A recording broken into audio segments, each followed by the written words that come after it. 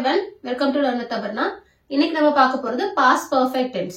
So நம்மளோட tenseல ஏற்கனவே 6 tense பார்த்துட்டோம். So இது வந்து 7வது tense. இன்னும் நம்ம சேனல் சப்ஸ்கிரைப் பண்ணாம இருந்தீங்கன்னா சப்ஸ்கிரைப் பண்ணிடுங்க. பெல் ஐகான் பிரஸ் பண்ணாம இருந்தா பெல் ஐகான் பிரஸ் பண்ணிடுங்க. வாய்ஸ் கொஞ்சம் கிளியரா இல்ல அப்படின்னா கொஞ்சம் அட்ஜஸ்ட் பண்ணிக்கோங்க. கோல்ட் அண்ட் காஃப், அதனால வாய்ஸ் கொஞ்சம் தொண்டை கட்டி இருக்கறனால அப்படி இருக்கு. ஓகேங்களா? ஃபைன்.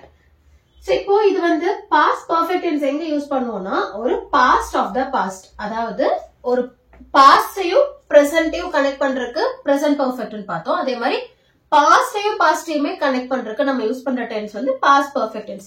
அது எப்படி பாஸ்டையும் கனெக்ட் பண்ணுவோம் அப்படின்னு கேட்டீங்கன்னா, இப்ப வந்து எக்ஸாம்பிளுக்கு பாஸ்ட்ல ஒரு விஷயம் நடந்திருக்கும், அதுக்கு அப்புறமா இன்னொரு விஷயம் நடந்திருக்கும்.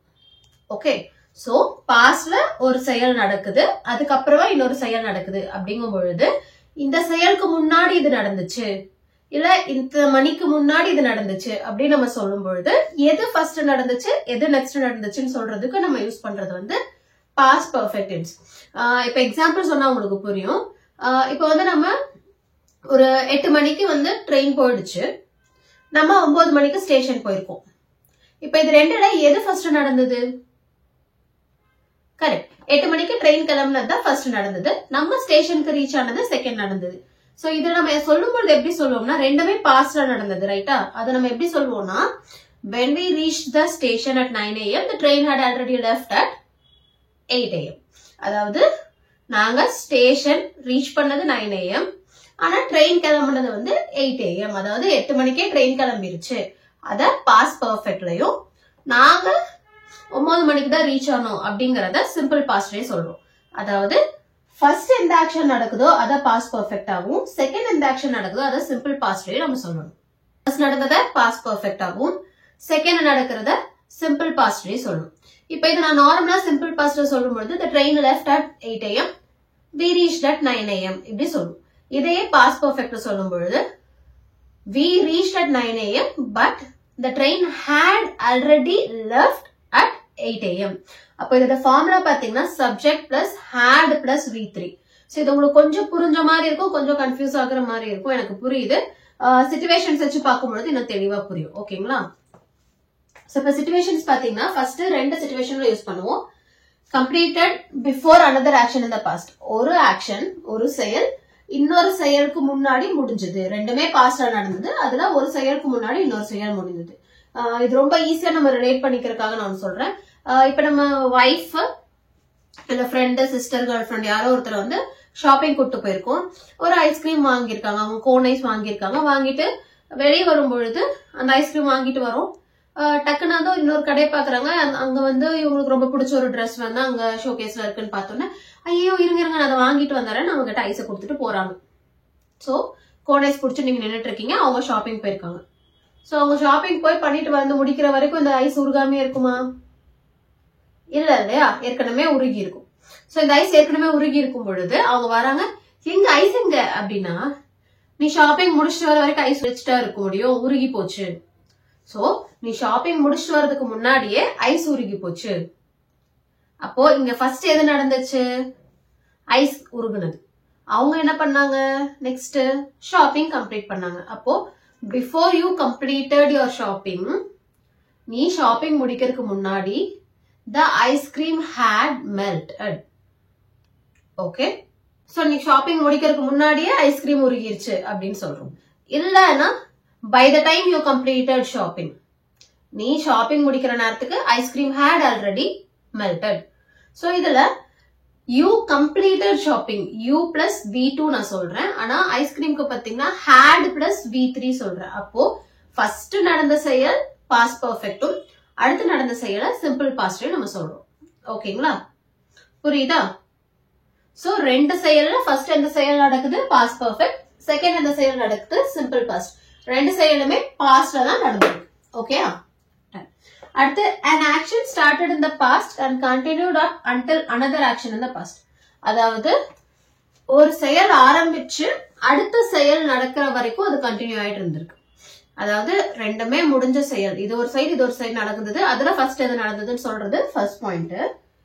இதுல வந்து இன்னொரு செயல் ஆரம்பிக்கிற வரைக்கும் அதுக்கு முந்தின செயல் நடந்து கொண்டிருந்தது. சோ இதுக்கு வந்து எக்ஸாம்பிளுக்கு ஒருத்தவங்க வந்து ஒரு வீடு வந்து ஒரு சொந்த வீடு இருக்கு, ஒரு 40 வருஷம் ஆயிடுச்சு அந்த வீடு. சோ இது ரொம்ப 40 வருஷம் ஆச்சு, பழைய வீடு ஆச்சு, இதை இடிச்சிட்டு புது வீடு கட்டிடலாம் அப்படின்னு ஒரு முடிவு வரோம்னா அப்ப நம்ம என்ன சொல்வோம், அந்த வீட்டை இடிக்கிற முன்னாடி வரைக்கும் அவங்க அங்கதான் வாழ்ந்தாங்க. They had lived in that house for 40 years before they demolished it. அவங்க அந்த வீட்டை இடிக்கிறதுக்கு முன்னாடி வரைக்கும் அவங்க அந்த வீட்டுலதான் இருந்தாங்க. எப்போ இருந்தாங்க? 40 வருஷமா இருந்தாங்க. ஒருத்தர்கிட்ட ஒரு பைக் வந்து ஒரு 5 வருஷமா இருந்துச்சு, அதுக்கப்புறம் அதை வித்துட்டாரு அப்படின்னா he had that bike for 5 years before he sold it. அவன் விக்கிறதுக்கு முன்னாடி 5 வருஷம் வரைக்கும் வச்சிருந்தான். சோ வித்துட்டாங்க அப்படிங்கும் பொழுது அந்த செயல் அதோட அவங்க வச்சிருந்தது ஓன் அப்படிங்கறது அதோட முடிஞ்சு போயிருது இல்லைங்களா? ஓகே, இந்த கான்செப்ட் புரியுதுன்னு நினைக்கிறேன்.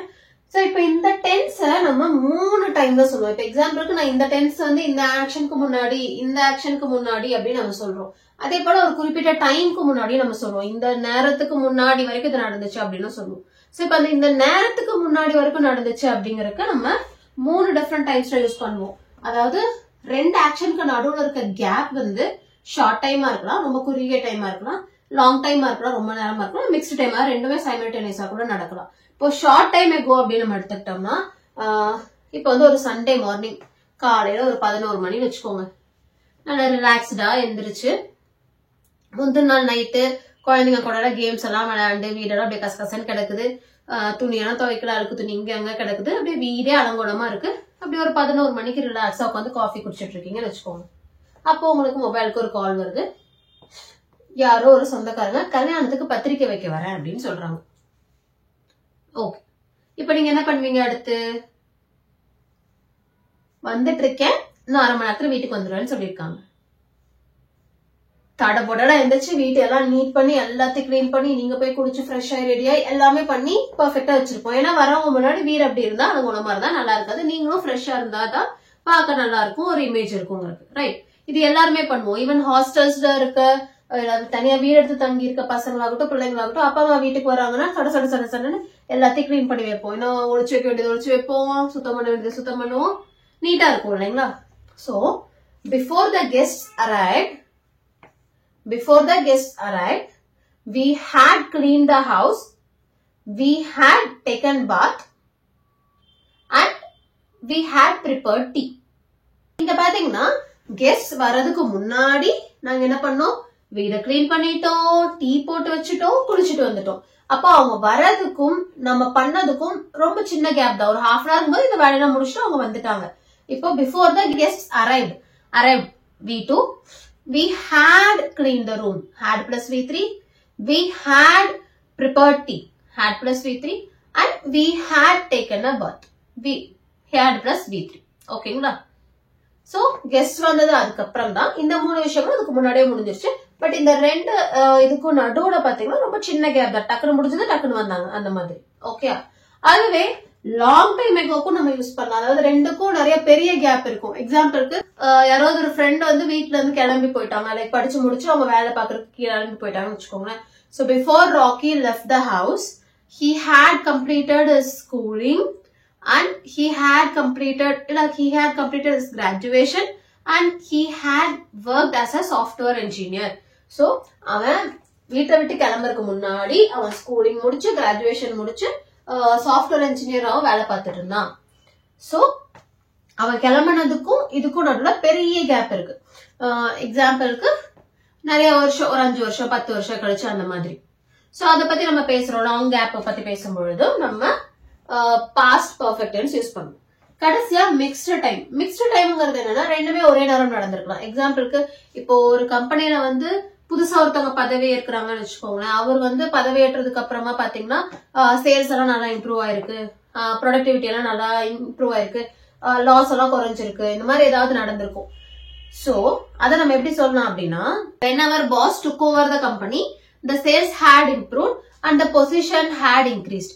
சோ பேசிக்கா வந்து அவங்க அந்த கம்பெனியை டேக் ஓவர் பண்ணப்போ அந்த சேல்ஸும் அதிகமாகி பொசிஷனும் நல்லா இம்ப்ரூவ் ஆயிருந்துச்சு. இப்போ இது வந்து மிக்ஸ்டு டைம், அதாவது ரொம்ப டிஃபரன்ஸும் இல்ல லாங் டைமும் இல்ல, இது நடக்கும்பொழுது கூடவே இதுவும் நடந்திருக்கு. அந்த மாதிரி ஒரு விஷயத்த சொல்றதுக்காக நம்ம மிக்ஸ்டு டைம்லயும் பாஸ்ட் பர்ஃபெக்ட் டென்ஸ் யூஸ் பண்ணுவோம். சோ இப்ப இந்த டென்ஸ் யூஸ் பண்ணும்போது என்னென்னலாம் கீவேர்ட்ஸ் யூஸ் பண்ணுவோம் அப்படின்னு பாத்தீங்கன்னா before, when, at the time, by the time, இல்ல after இந்த மாதிரி. சோ இது எல்லாமே பாத்தீங்கன்னா ரெண்டு செயல்களை இல்ல ஒரு செயலையும் ஒரு காலத்தையும் கனெக்ட் பண்றதுக்காக யூஸ் பண்ற வார்த்தைகள். Before, when, at the time, by the time, after எல்லாமே.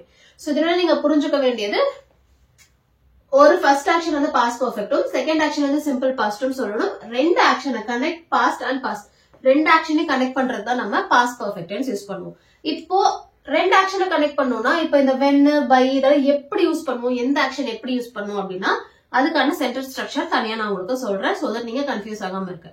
சோ நான் அதை சொல்றதுக்கு முன்னாடி நீங்க இன்னும் சேனல் சப்ஸ்கிரைப் பண்ணா சப்ஸ்கிரைப் பண்ணிருங்க, பெல் ஐக்கானையும் பிரஸ் பண்ணிருங்க. ஓகேங்களா? ஓகே. சோ இப்போ சென்டென்ஸ் ஸ்ட்ரக்சர், அதாவது ரெண்டு ஆக்ஷன்ஸ் பாஸ்ட் ஆக்ஷன்ஸ் நம்ம சொல்றோம். ஃபர்ஸ்ட் நடந்ததை பாஸ்ட் பெர்ஃபெக்ட்லயும் செகண்ட் நடந்ததை சிம்பிள் பாஸ்ட்லயும் சொல்றோம்னு சொல்லிட்டோம். அப்ப இதுல எது முன்னாடி நடந்ததோ அதை பாஸ்ட் பெர்ஃபெக்ட் டென்ஸ்லயும், எது அதுக்கப்புறம் நடந்ததோ அதை சிம்பிள் பாஸ்ட்லயும் சொல்லணும்னு சொல்லிட்டோம். இப்போ அதை எப்படி நம்ம ஃப்ரேம் பண்ணலாம் அப்படின்னு பார்த்தா கன்ஃபியூஸ் ஆகாம இருக்க இந்த மூணு ஸ்டைல்ல நம்ம சென்டென்சஸ் ஃப்ரேம் பண்ணி பார்க்கலாம். எக்ஸாம்பிளுக்கு பிஃபோர், பிஃபோர்னா முன்னாடி, ஆஃப்டர்னா அதுக்கப்புறம், பை த டைம்னா அந்த சமயத்துல நடக்கும் பொழுது. சோ இப்போ ஃபர்ஸ்ட் ஆக்ஷன் வந்து பாஸ்ட் பெர்ஃபெக்ட், பீஃபிக்னா பாஸ்ட் பெர்ஃபெக்ட் ஃபர்ஸ்ட் ஆக்ஷன். இப்போ எக்ஸாம்பிளுக்கு சேம் நம்ம ரூம் கிளீன் பண்ணோம், நம்ம பேரண்ட்ஸ் வீட்டுக்கு வராங்க, சோ நம்ம ரூம் கிளீன் பண்ணோம் அப்படின்னு வச்சுக்கோங்க. சோ பேரண்ட்ஸ் வர்றதுக்கு முன்னாடி நம்ம ரூமை கிளீன் பண்ணிடுவோம். சோ ஃபர்ஸ்ட் எது நடந்தது, ரூம் கிளீன் பண்ணது இல்லைங்களா? அப்போ I had cleaned my room. Had cleaned, had plus V3. Okay. I had cleaned my room before my parents arrived. V2. So, நான் வந்து என் பேரண்ட்ஸ் வர்றதுக்கு முன்னாடி நான் வந்து ரூமை கிளீன் பண்ணிட்டேன். I had, first action, I had cleaned my room before, second action என்ன, my parents arrived. அதுவே after யூஸ் பண்றோம்னா second action first வந்துரும். My parents arrived after I had cleaned my room. So, நான் ரூமை clean பண்ணதுக்கு அப்புறமா என் parents வந்தாங்க. By the time, second action, by the time my parents arrived, first action, I had cleaned my room. So, அவங்க வர நேரத்துக்கு நான் clean பண்ணி வச்சிருந்தேன். அப்ப இது எல்லாமே அவங்க வந்தது நெக்ஸ்ட் தான், ஃபர்ஸ்ட் நான் கிளீன் பண்ணது நடந்திருக்கு. இந்த மூணுமே நம்ம மூணு ஸ்டைலையுமே ஒரே மீனிங் தான் சொல்றோம். சோ உங்களுக்கு பிஃபோர் யூஸ் பண்ணி சொல்லணும்னா இந்த ஃபார்முலா, இந்த ஃபார்மேட் ஞாபகம் வச்சுக்கோங்க. ஆஃப்டர் யூஸ் பண்ணணும்னா இந்த ஃபார்மேட் ஞாபகம் வச்சுக்கோங்க. இல்ல பை த டைம் யூஸ் பண்ணணும்னா இந்த ஃபார்மேட் ஞாபகம் வச்சுக்கோங்க. இது எதுக்கு சொல்றேன்னா இனிஷியலா நீங்க கத்துக்கும் பொழுது இந்த சென்டென்ஸ் நிறைய ஃப்ரேம் பண்ணணும் இந்த டென்ஸ்ல அப்படிங்கும் பொழுது இது நம்ம நிறைய ரெகுலரா யூஸ் பண்றது. ஏன்னா அதுக்கப்புறம் இது நடந்துச்சு, அதுக்கு முன்னாடி இது நடந்துச்சு, நம்ம நிறைய பேசும்பொழுது யூஸ் பண்ணுவோம். சோ அதனால இதுல ஏதோ ஒண்ணு நீங்க ஞாபகம் வச்சு உங்களுக்கு பிடிச்ச மாதிரி அந்த ஃபார்மேட்டை மெயின்டைன் பண்ணிக்கிட்டீங்கன்னா உங்களுக்கு பழக்கமாக ஒண்ணு நல்லா செட் ஆயிடுச்சுன்னா அடுத்தது ட்ரை பண்ணலாம், அடுத்த ட்ரை பண்ணலாம், இல்ல மூணையும் மாத்தி மாத்தி பேசலாம், அந்த மாதிரி மெயின்டைன் பண்ணிக்கலாம். சோ ஸ்டார்ட் பண்றதுக்கு இனிஷியலா இந்த மாதிரி ஏதோ ஒண்ணு செலக்ட் பண்ணி ஸ்டார்ட் பண்ணிக்கோங்க. அடுத்து சென்டென்ஸ் ஃபார்மேஷன். ஃபார்முலா பாசிட்டிவ்னா subject plus had plus V3. So இதுக்கு முன்னாடி ஆர் இதுக்கு பின்னாடி இதோட செகண்ட் ஆக்ஷன் வரும். சோ நான் வந்து இந்த செகண்ட் ஆக்ஷன் வந்து சிம்பிள் பாஸ்ட் தான் எழுதுவோம் இல்ல பேசுவோம். அதை வந்து நம்ம ஏற்கனவே சிம்பிள் பாஸ்ட் பாத்துட்டதுனால நான் பாஸ்ட் பெர்ஃபெக்ட்டோட ஃபார்முலா அந்த பார்ட்டை மட்டும் நான் கவர் பண்றேங்க. சரிங்களா? சென்டென்ஸ் நீங்க சிம்பிள் பாஸ்ட் பார்க்காம ஒரு வேலை இருந்தீங்கன்னா அந்த வீடியோ கண்டிப்பா பாருங்க. சோ தட் உங்களுக்கு உங்களோட லேர்னிங் கம்ப்ளீட் ஆயிடும். ஓகே. இப்போ சப்ஜெக்ட் வந்து ராஜா had eaten. ராஜா சாப்பிட்டு முடித்திருந்தான். அப்ப அவன் ஏற்கனவே சாப்பிட்டு இருந்தான். இது வந்து பாஸ்ட பத்தி சொல்றது. சோ நான் சாப்பிடுன்னு சொல்ற நேரத்துக்கு முன்னாடி அவன் சாப்பிட்டு இருந்தான், நான் வீட்டுக்கு போறதுக்கு முன்னாடி அவன் சாப்பிட்டு இருந்தான். இந்த மாதிரி எந்த சென்டென்ஸ் அவனா இருக்குன்னா சோ இதுக்கு முன்னாடி இது நடந்துருச்சு, அவன் சாப்பிட்டு இருந்தான் ஏற்கனவே. இப்போ இதை நம்ம கொஸ்டினா கேட்கும் பொழுது என்ன பண்ணுவோம்? எஸ் ஆர் நோ கொஸ்டினா எஸ் ஆர் நோனா had subject Raja eaten his dinner. Okay. இல்ல had Raja eaten before you arrived, whatever. ஓகேங்களா? அதுவே நம்ம WH கொஸ்டின் கேட்கணும்னா what had Raja eaten. So WH என்ன கேட்போம்? ஒரு WH word plus yes or no question, right? So what had Raja eaten? இல்ல why had Raja eaten before you arrived? நான் தான் வரேன், நீ தான் போறேன்னு சொல்லிருக்கேன், உனக்கு முன்னாடி அவன் சாப்பிட்டான். ஓகே. இதுவே நெகட்டிவ்ல இருக்கும் பொழுது நம்மளுக்கு நாட் மட்டும் சேர்ந்து வரும். அப்போ ராஜா had not eaten before he arrived. had not Raja இல்ல hadn't Raja eaten before he arrived இல்ல why hadn't Raja eaten before he arrived. Okay, இது வந்து சேம் ஃபார்மேட் நம்ம எல்லா டென்ஸ்க்கும் பார்த்துட்டே இருக்கோம். அதனாலதான் நான் ஃபர்ஸ்ட் டென்ஸ்க்கு போன அளவுக்கு டெப்தா அடுத்தடுத்த டென்ஸ்ல போகிறது இல்ல. பிகாஸ் உங்களுக்கு அந்த லேர்னிங் ஈஸியா அதே ஃபார்மேட் மெயின்டைன் பண்றோம். ஸோ உங்களுக்கு அந்த லேர்னிங் ஈஸியா புரியும். நான் ரொம்ப இன்டெப்தா சொல்லிட்டு டைம் வேஸ்ட் பண்ண வேணாம் அப்படிங்கறதுனால நான் மேலாட்டமா சொல்றேன். உங்களுக்கு புரியும்னு நினைக்கிறேன். புரியலன்னா கமெண்ட்ல சொல்லுங்க. கண்டிப்பா அதுக்கான எக்ஸ்பிளனேஷன் உங்களுக்கு புரியுற மாதிரி நான் ரிப்ளை பண்றேன். ஓகே, சோ இப்போ இது சென்டென்ஸ் ஸ்ட்ரக்சர், இது சென்டென்ஸ் ஃபார்மேஷன் பார்த்துட்டோம். அடுத்தது நம்ம கண்ட்ராக்ஷன்ஸ் பார்ப்போம். கண்ட்ராக்ஷன்ஸ்ங்கும் பொழுது I had நம்ம எப்படி எழுதலாம்னா I had இல்ல you had we had. இதுல வந்து சிங்குலர் ப்ளூரல் பிரச்சனை கிடையாது. பிகாஸ் hadங்கிறது சிங்குலர்ஸ்க்கும் had தான், ப்ளூரல் சப்ஜெக்ட்ஸ்க்கும் had தான். ஓகேங்களா, இதுக்கு என்ன அதுக்கு என்னன்னு யோசிக்க வேண்டாம். இதுக்கு என்ன அதுக்கு என்னன்னு யோசிக்கிற மாதிரி இருந்தா நான் முன்னாடியே சொல்லியிருப்பேன். Okay fine. பேசிக்கா பிரசன்ட் டென்ஸ்க்கு தான் நம்ம ரொம்ப யோசிக்கணும். இதுக்கு என்ன அதுக்கு என்னன்னு, இல்லைன்னா பாஸ்ட் கண்டினியூஸ் டென்ஸ்க்கு நம்ம யோசிக்கணும். அதான் இந்த எல்லாத்துக்குமே ஒன்னேதான் யூஸ் பண்ணுவோம். இப்போ I had வந்து நம்ம எப்படி எழுதுனா கான்ட்ராக்ட் பண்ணலாம்னா I apostrophe D.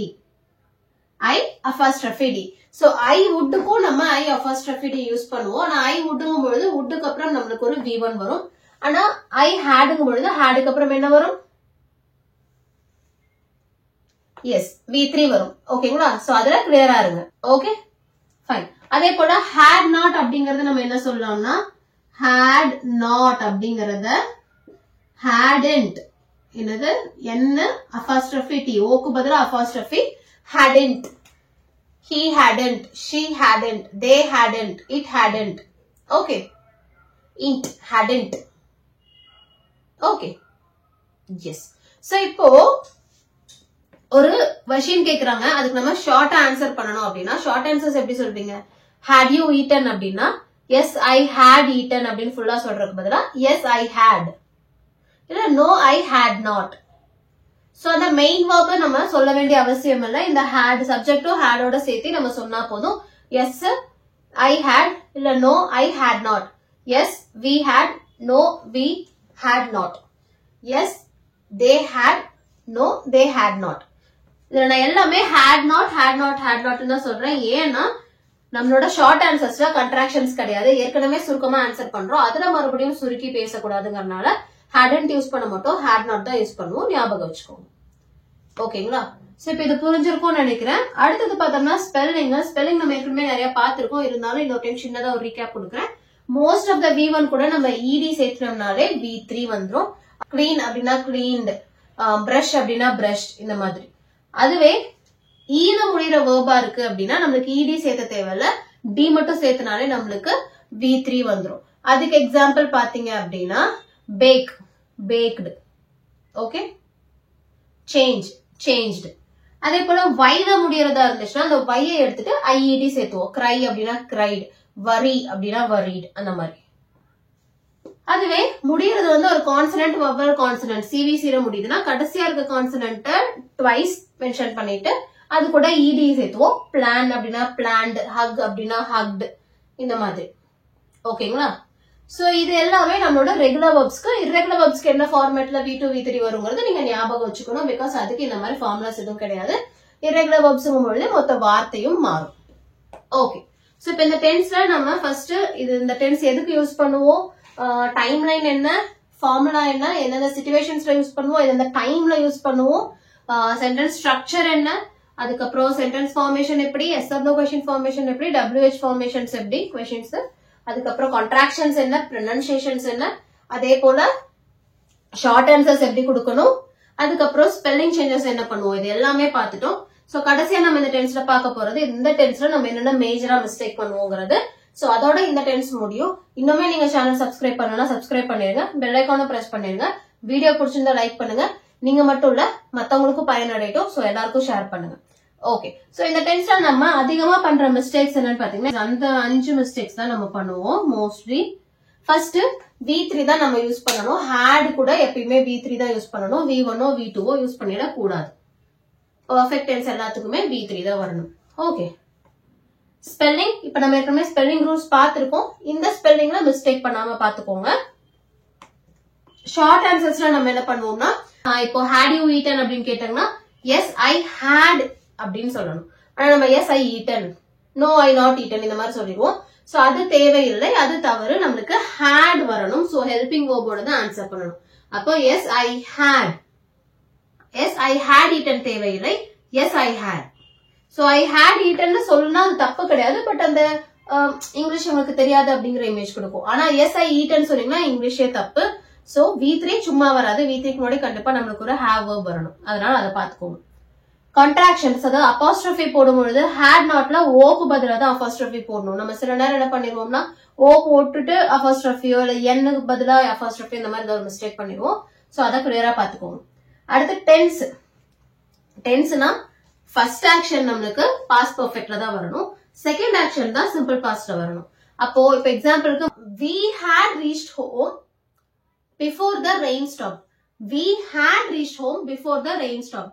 இங்க had reached அது வந்து had plus V3 past perfect first நடந்திருக்கு. rain stopped, stoppedங்கிறது V2, இது simple past second நடந்திருக்கு. அப்ப இதுக்கு என்ன மீனிங்? நாங்க வீட்டுக்கு போயிட்டோம் ஃபர்ஸ்ட், அதுக்கப்புறம் தான் மழை நின்னுச்சு. அதாவது மழை நிக்கிறதுக்கு முன்னாடியே நாங்க வீட்டுக்கு போயிட்டோம். பேசிக்கா நம்ம மழை நனைஞ்சிட்டே போயிருக்கோம். So it had stopped raining before we reached home. நாங்க வீட்டுக்கு போறதுக்கு முன்னாடியே மழை நின்றுச்சு. we had reached home before the rain stopped.